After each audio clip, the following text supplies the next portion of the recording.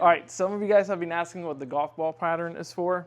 We're gonna show you. We're gonna be using a, I'm gonna draw it back here, but it's visual representation wise, it's gonna be a wide open throttle body, sideways like this, and we're gonna section it halfway. So you're gonna see a cross section of it. So we have OEM, aftermarket.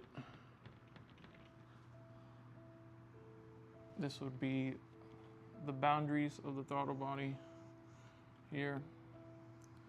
This will be the blade. This will be the shaft. Again, it's cross section sideways, so air will be coming in here.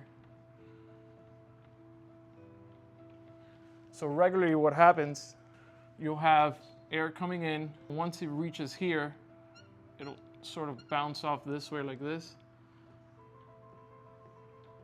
The same here.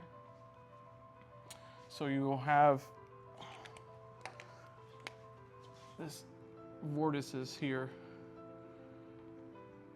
essentially reducing the effective area. From here to here is what you would end up receiving on the back end.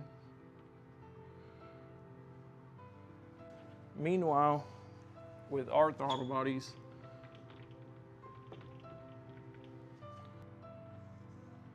this is the blade right here. And then with ours, we don't even have the front of the shaft. So this is just all airflow coming in on the other side here. Unrestricted. Meanwhile, let me draw the little golf ball patterns here.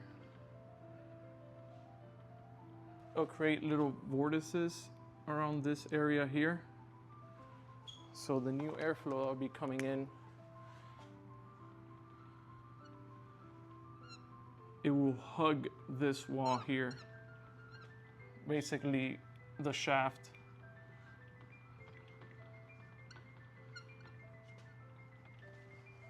So you end up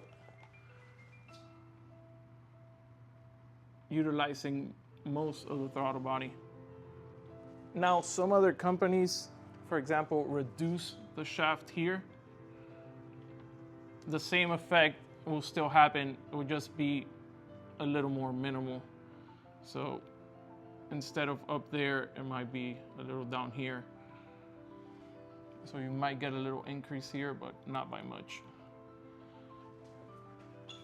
So this is just a small aspect of an improvement in our throttle bodies. We have many features and many other engineering aspects of it that make it what it is. It's not just adding the golf ball pattern, there's more to it.